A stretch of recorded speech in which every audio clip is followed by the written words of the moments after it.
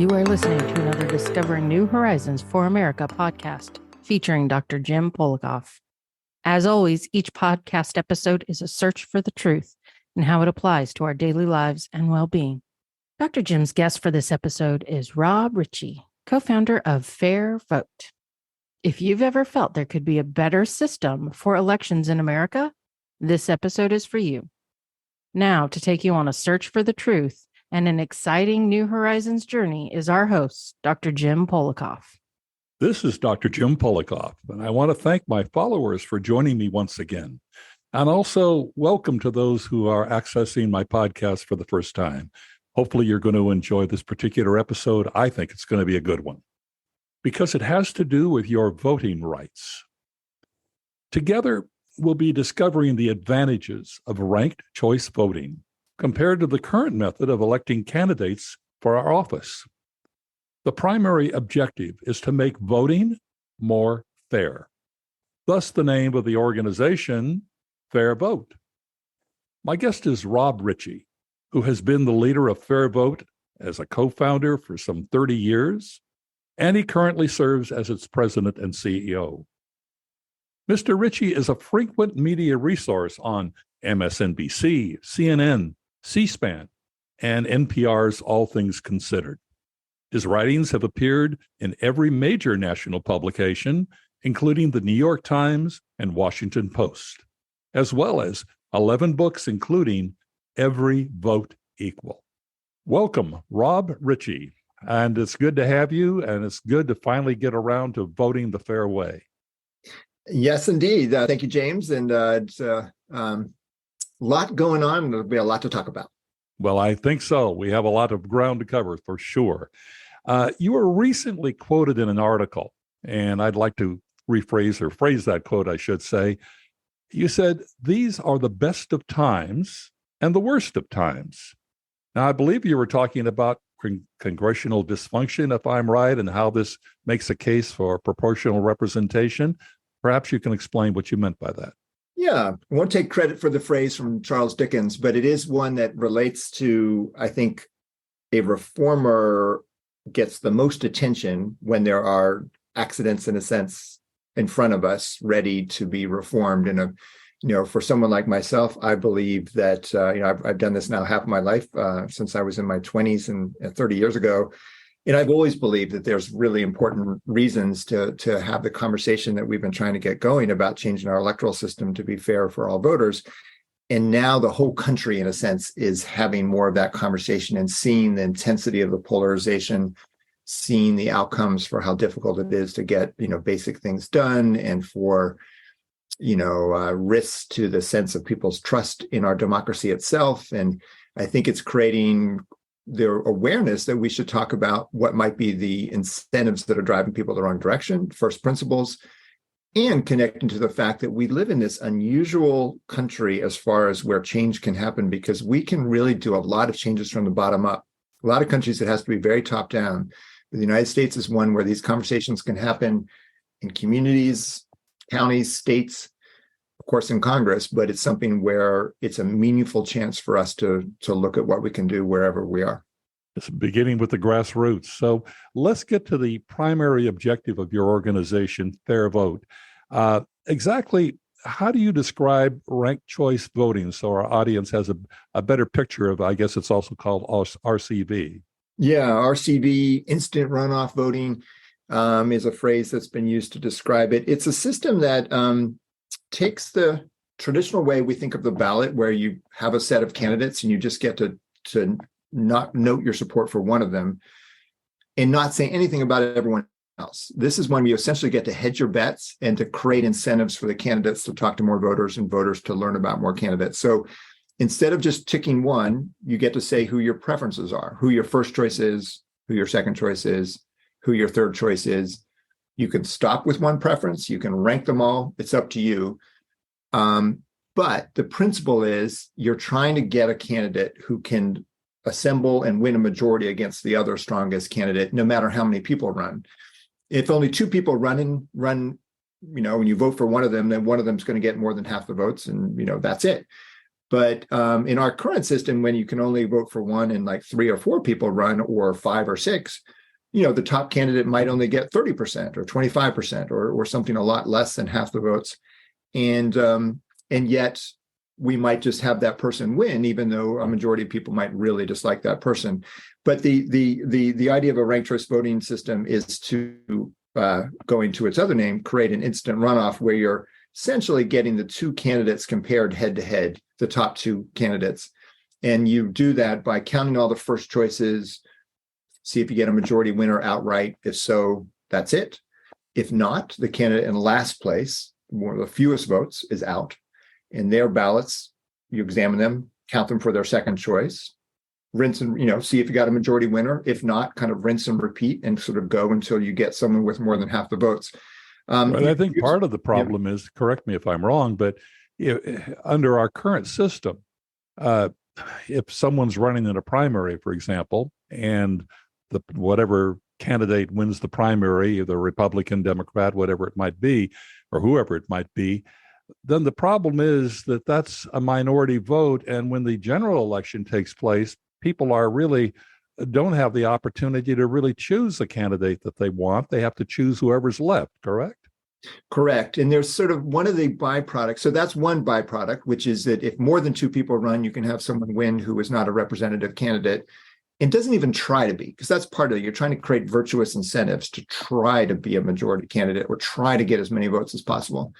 But it also means, because of the system, if you challenge that and say in a general election where you've got a Democrat, Republican, and maybe a third party or an independent runs, because you can only vote for one, our system just doesn't accommodate that well, right? And you get a whole conversation about that's a split vote, you have a spoiler. So it coerces a kind of 2-choice system, which then in turn makes that primary all the more important, twinned with the fact that the great majority of districts in this country, great majority of states at this point are kind of locked in for Democrats or Republicans. Right.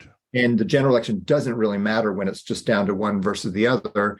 And so then the primary becomes everything, right? And so we're in a system, and what the system has created is one where Democrats and Republicans are both being more and more responsive to whoever turns out in the primary, and they're scared of each other, and they're like really worried if the other side takes power, it's going to be sort of existentially a threat to them. And so it just drives an attitude of wanting their side to be a fighter and to be like stop the other people. And so it just is creating this dynamic where, we end up with representatives that have a lot of trouble working together. Well, and of course, the nice thing about RCV is the fact that you do get a second choice. So if you choose someone that you really feel I'm in favor of this candidate, but if this candidate doesn't win, this is the second candidate I would like to see. And that gives you a second choice rather than just be locked into that same position, correct? Exactly. And the candidates know that. So they know they start talking to more people, because they say, oh, it's important to get first choices, but I also need to be attentive to being the second choice of these other voters. And in a primary, where you might have 5, 6 people running, it means, you are talking to more voters and you're trying to make connections, and you're sort of, the voters can kind of hedge their bets, and it's just not as all or nothing as it is now. And then you translate it in the general election, and an independent or third party candidate is no longer a spoiler. They can put their best foot forward and sort of hold the major parties accountable. Still going to be hard to win, but they at least can create an alternative voice and an alternative check on kind of parties not being very representative, which right now there's not much of a general election check if they're not being actually particularly represented. That's very true. And I, correct me again if I happen to be wrong about this, but in Alaska, for example, and I don't know if that was part of your operation, but in Alaska, there were almost like 25 candidates running for that office, if I remember correctly, for the House of Representatives. Yeah, that special election. There more than one choice. Yeah, it's actually pretty interesting. Yeah, so they have a particular approach. One thing I should say, ranked choice voting, one way to think of it is it's an instrument that can be played in different ways, right? It's a ballot type and a ballot sort of a principle of hedging your bets, first choice, second choice is a backup. But you can use it as a form of proportional representation, of proportional voting system. You can combine it with open primaries. You can use it for very limited uses like they do in Georgia and South Carolina, states on either side of or near you, where just the military and overseas voters use the ranked choice ballot to make sure their vote has a chance to count in runoffs, because it's so hard to get them runoff ballots separately. Anyway, there's a lot of different ways to do it. The Alaska system is really interesting. It is actually a fair vote proposal from years ago, as sort of a way that if you want to do an open primary system, the way they have it in California. So California, Washington, a couple other states have a ballot where everyone just runs together in a single ballot. So in the primary, you don't separate the parties out. It's just everyone on the same ballot. And the way they do it in Washington, California is you vote for one of them and the top two candidates advance. And, one might have 36 and the next one 23, and they might be both Democrats, or they might be both Republicans or whatever. And those are the only two people that advance. What Alaska does is something that we think is better. It creates more general election choice because it advances 4. And then there's 4 people on that general election ballot. Same principle otherwise, very open ballot. You vote for one, top 4 advance. And then so because do we vote 1 through 4? In other words, can you have 4 choices, or you just have 2 You just choices? vote for one. It's just kind of like the same ballot that they use in California, except 4 people advance. But in the general election, because you now have more than 2, they use ranked choice voting to handle having more than 2 choices. So that's what they did in Alaska. And when this member of Congress had been there for 50 years, Don Young had been there since the early 70s, and he died all of a sudden about a year ago. And so they had to have a special election, and a whole bunch of people jumped in because it's like, right. Wow, special election, that's fun. So it was actually more than 40 candidates. Oh. And but they voted for one, and then the top 4 advanced. The most famous person was Sarah Palin, who had been former governor and vice presidential candidate.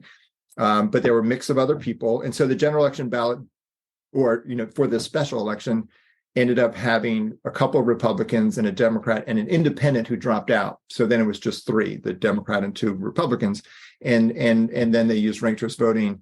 And it's fascinating for kind of like opening up the ballot, opening up a conversation. Sarah Palin was a strong candidate, but it turned out that she had a pretty high rate of unfavorable ratings in Alaska as well. Many people who did not like her now had a chance to certainly have backup, so to speak. Have some options.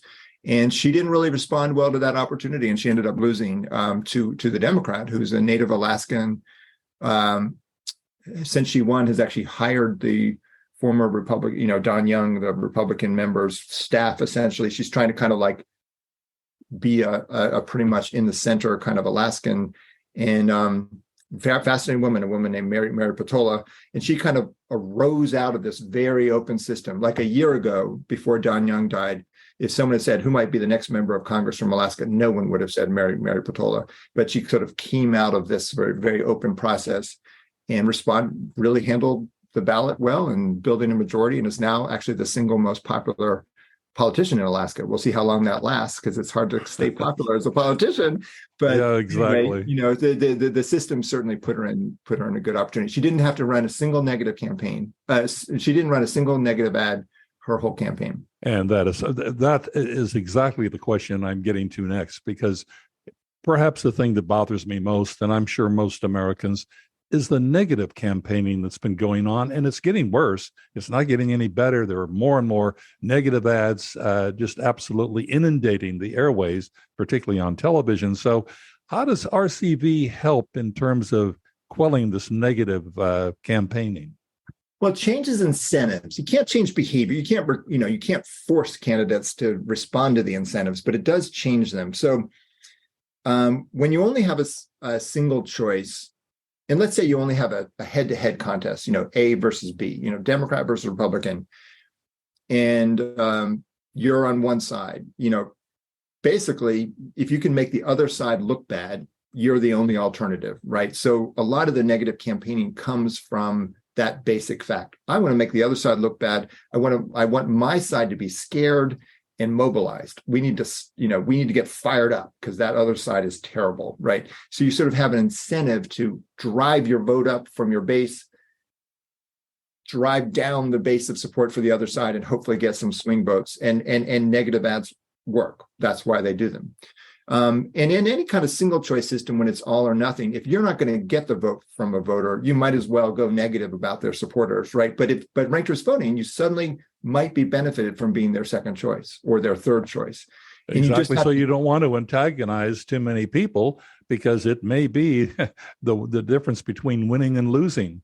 Therefore, you sort of calm things down a bit, realizing you can't say too many bad things about an opponent. Okay. Exactly. And at least be civil about it, right? At least express your differences in a respectful way, right? And if you open the ballot up, so if you open the ballot up to more than two choices, and second and third choices might make the difference, you suddenly have really changed incentives. So out of curiosity with RCV, I know there are so many different states, and you had mentioned California and Washington have a different system than, for example, Alaska, as far as ranked choice voting. Is your program, ranked choice voting, the way that Fair Vote does it? Is it pretty much the same for every state? Or in other cases, is it different where you perhaps you're not able to vote for more than one additional candidate?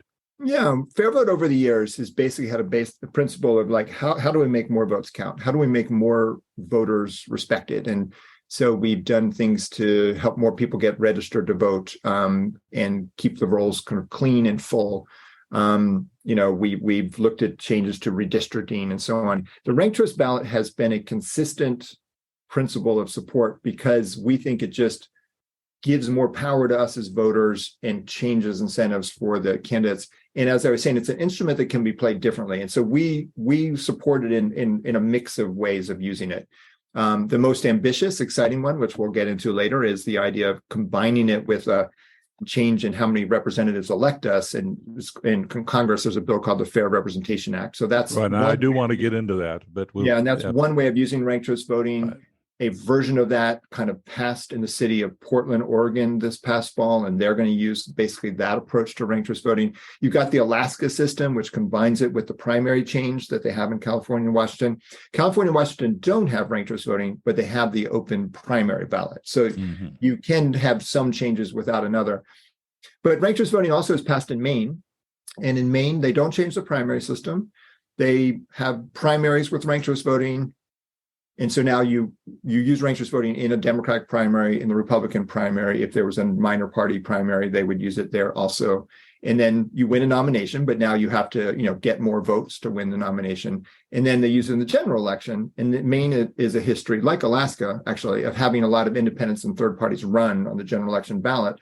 So it really makes a difference on that general election ballot too. So the voter really has more choices. That's what it boils down to in Maine and in Alaska. Yep. They use it for presidential primaries in Maine. They use it for the presidential election. So there's these different ways. The idea of using it presidential primaries is really taking on, like, just as a standalone use of it, because a lot of people run for president these days. As people may remember, there were 20 Democrats on the stage early on in 2019, 2020, and then there were about 15 Republicans that ran in 2016, and they're going to have another big field in 2024. We don't know yet about the Democrats, and people never had a second choice. That was the problem. Exactly, and it may have been a whole different outcome actually if the voter would have had a second choice.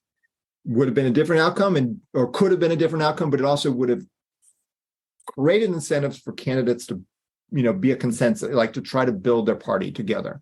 And I think we kind of get there by having contests, sequentially, like Iowa, New Hampshire, and South Carolina, and then they have another round every week, and that's kind of like ranked choice voting, kind of like a reality TV show where you knock off candidates every week or something like that. But ranked choice voting in every contest creates that positive incentive of needing to reach out to more people. So long and short of it is, Fair Vote works with state and local allies to advance ranked choice voting as it makes sense in that city or state. In more than 60 cities have gone to ranked choice voting in the last few years. 2 states, there's a lot of midway changes, like Hawaii last year passed ranked choice voting, but in a very limited way, just for vacancies for Congress and local elections. That's all it is. But that's important, having a quicker, faster more representative vacancy election. And, you can have a spectrum of changes that we think kind of move the ball forward for voters. And it's also a step forward. I mean, they try this out and they seem to like it. Then they expand to more of what your concept is. Yeah. One of the things that I find interesting is, and it makes a great deal of sense, with ranked choice voting, you can actually save money. For example, in Georgia, what have there been 3 elections in 2 years?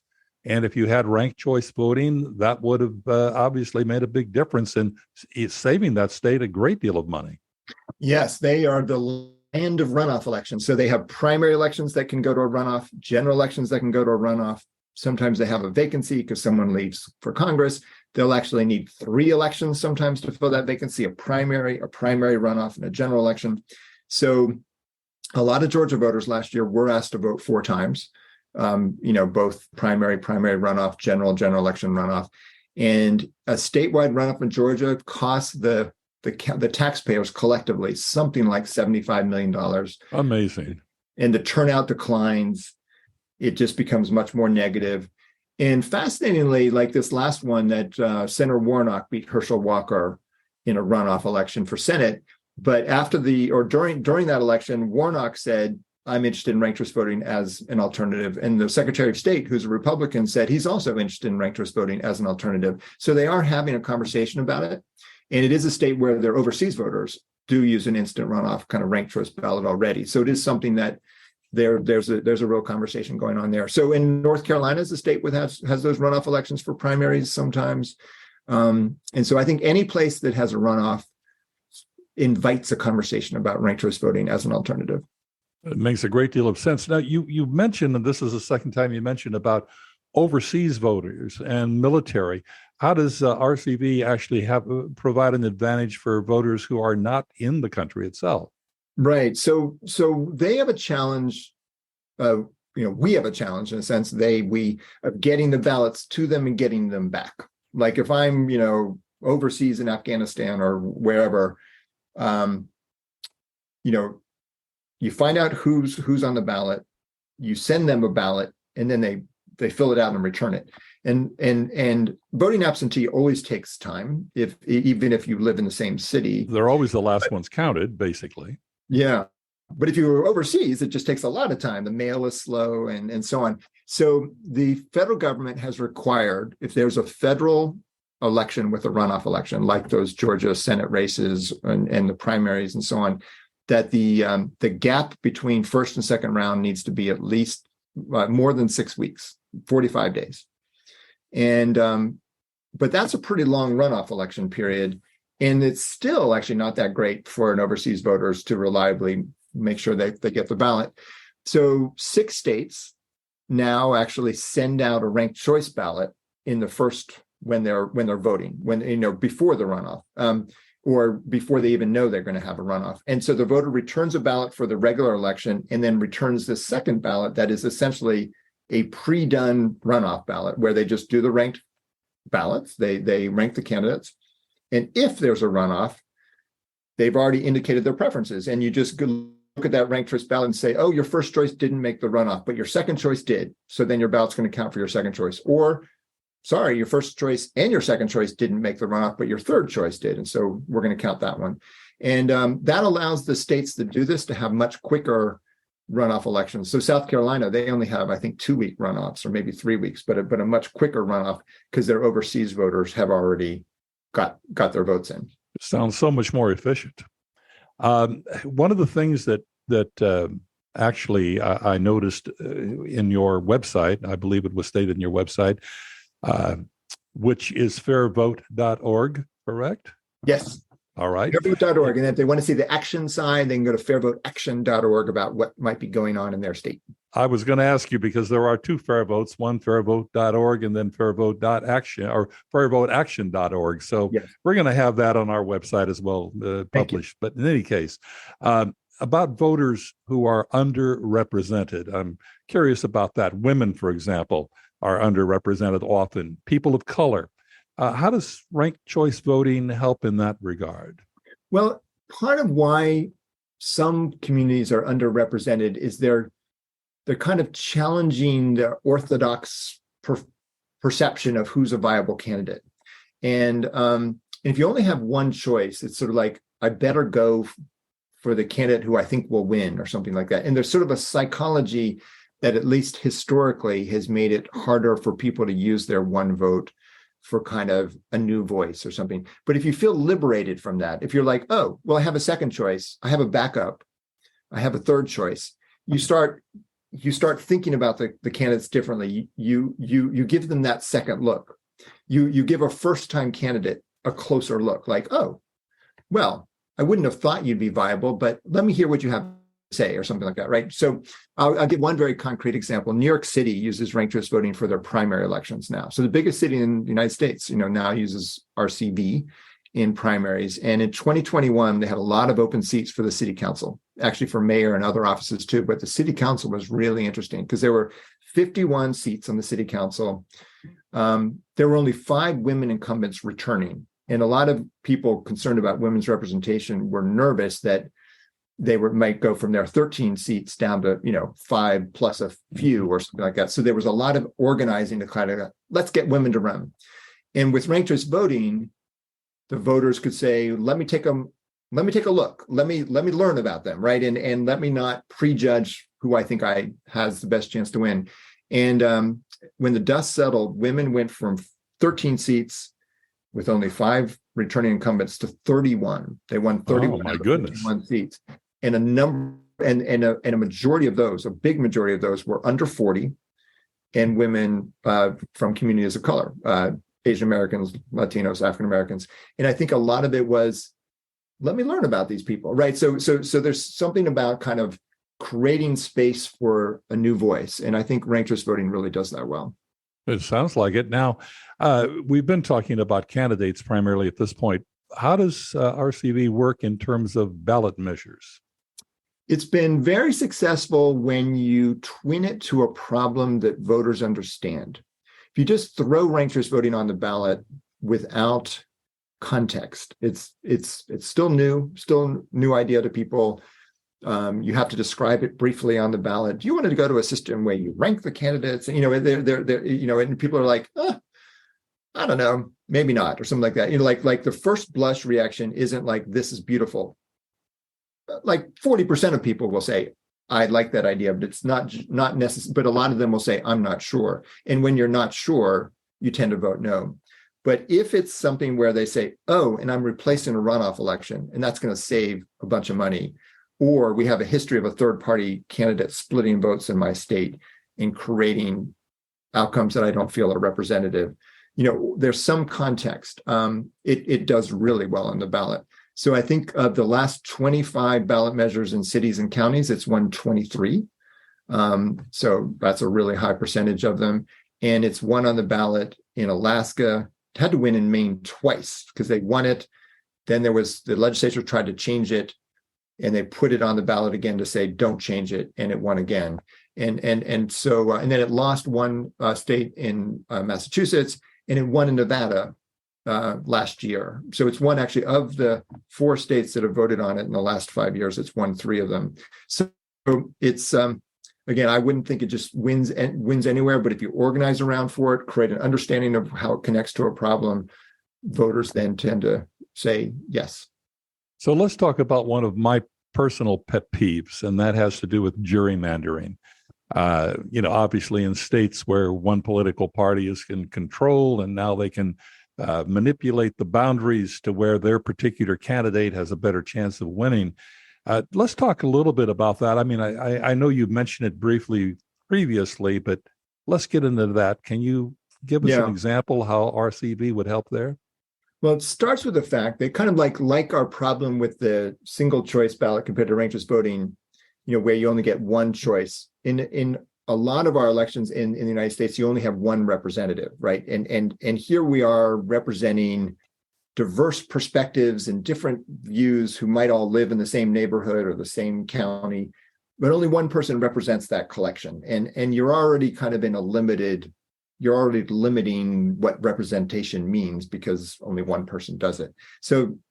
But that's what we generally do in the United States. And so you have this one person, and what they run in that district is not is not a simple thought, like, oh, well, they're running in the district, but the districts are always created. They're always created by somebody. And these days they're created with great intent and focus to engineer certain outcomes. And you can do it in different ways. You can protect an incumbent by giving them a safe district. You can try to hurt an incumbent by making them a harder district for them. But generally, it's trying to help your party and hurt the other party. And we see a whole lot of that. And we're also seeing more and more voters who very consistently just vote for one party or the other. They may not love the party they vote for, but they don't like the other side, or they have a preference. So fewer and fewer people split their tickets, meaning they vote for a Democrat in this office and a Republican for another. And so you can pretty reliably start placing voters and say, oh, I have created a majority that's safe for that party because most of those people I know are going to vote for a Republican or a Democrat. And so then the general election doesn't really matter, right? And we are at a point of historic lows where state legislative and congressional races are competitive in the general election. And a lot of it is gerrymandering. A lot of it is just that sense of polarized voting patterns and the fact that geography doesn't place people equally, right? You generally have Republican states, Republican or Democratic states, Republican districts, Democratic districts. But then when you add into it the chance to hone it and correct a competitive district to make it less competitive or whatever. So we just went through a redistricting cycle, which actually usually creates more competition just because it creates churn and difference. And in fact, we didn't. It was a very overall non-competitive election, district by district. Of course, there was a control for the House of Representatives, but it's like trench warfare. It's over just this really small number of districts.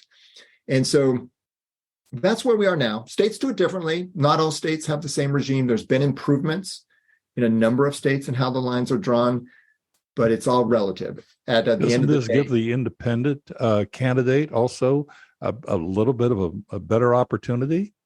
And it doesn't come out of single member districts really in any form or another, right? It's like, it's right. Really hard in a winner take all. But I mean, if you have RCV, you're going to basically, the independent is going to have a little bit a better opportunity to be heard and seen and understood. Absolutely. No, when you add in RCV and you add in multi-member districts, you really start changing the dynamic. So without those, it's really hard to create space, for the independent and for, kind of encouraging voters, or basically giving voters a chance to participate in legislative elections, for congressional elections. The People's House, we want people to feel connected to Congress, the People's House, and a lot of people really don't feel particularly, they're not in a race that really matters. So if you do ranked choice voting the way we've been talking about so far, that really helps.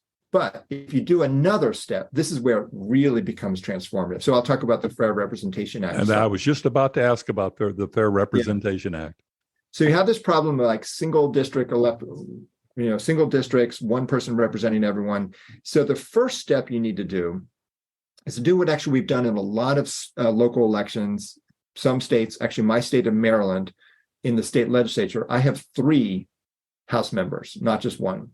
And there's history of that. Actually, on 50, 60 years ago, we still had, most states had multi-member districts, more than one representative per area than just one. So that's step 1. Step 2 is to put a ranked choice ballot. So you rank them in a ranked choice system. This, by the way, is just passed in Portland, Oregon, with about 60%.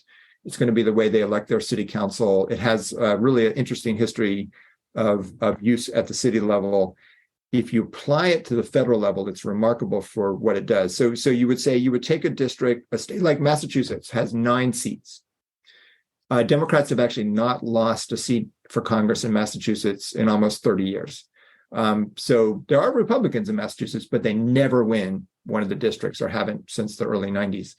And with this system, you would go from 9 1-seat districts to 3 3-seat districts. So you would have still 9 people, but you'd have fewer districts, each with 3. So that would be step 1. Step 2, use ranked choice voting. So you get to rank them and you look at the candidates running. And the goal now is to have as many voters as possible help elect someone. That's sort of the principle behind a ranked choice ballot. And when you're having 3 people win, you can actually have most people their ballot count toward representation. The math of it works that it's actually more than 3 out of 4 voters can mathematically be sure of helping to elect someone. And so that rather than no representation for their own particular belief or party, you now have an opportunity to have a more fair representation. absolutely, that's why it's the Fair Representation Act. And interestingly, like in Massachusetts, none of those 3-member districts would no longer would be all Democratic. You would have a Republican or an independent or a third party almost certainly winning one of the 3 seats. Democrats could try to win all 3, but they don't have more than 75% of the vote. And so you'd likely open up the representation. And similarly, and vice versa, obviously, in areas where Republican strongholds and Democrats don't have a voice. So it works both ways. Works both ways. It's party neutral, but it's equal. It really levels the playing field and puts voters.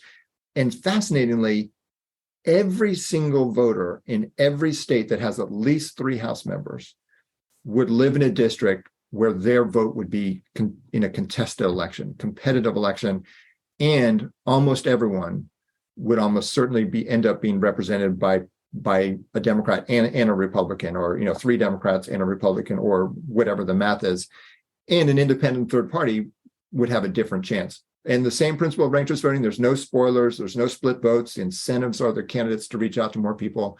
And it really is, when you think about polarization and sort of having an impact on that, if you think about members, when they come back to the parades and they're, back in their district, there's a member of another party who's right in the car behind them on the parade or whatever. Mm-hmm. And they actually have to do some things together to serve the needs of their district. And you as a voter can say, well, I don't really want to go to that candidate, that representative. I don't feel aligned with them, but there's someone else I do feel kind of aligned to, and that's the person that I can reach out to. And so you just kind of change incentives, change representation patterns.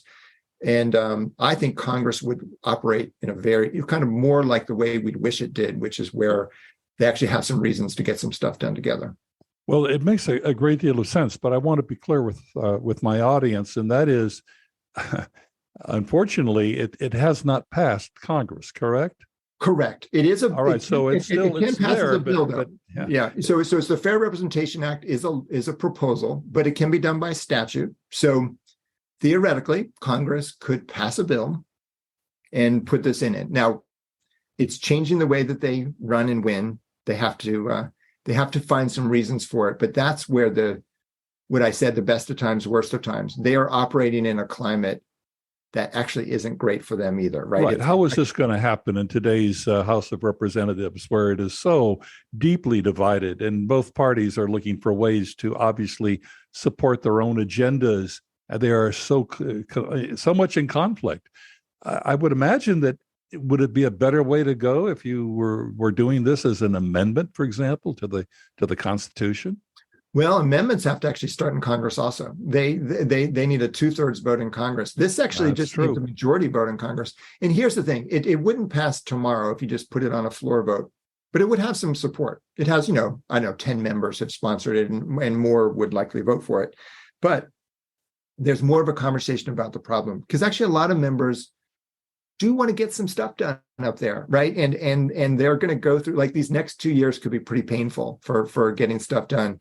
And I think it's that audience of, it's sort of like we got elected to do some work for the people, and let me hear more about this. And I think one thing that's true about the Fair Representation Act is it puts everyone on an equal footing. Like, it means everyone would have this new regime in place. And so it's not picking favorites or anything. It's just kind of like a new regime. Also, though, because of this bottoms-up laboratories of democracy concept we talked about earlier too, we can be working down at the local level, passing it in more cities, start having conversations about it in states. This is something I would expect within 5 years will be on a ballot somewhere for a state legislature.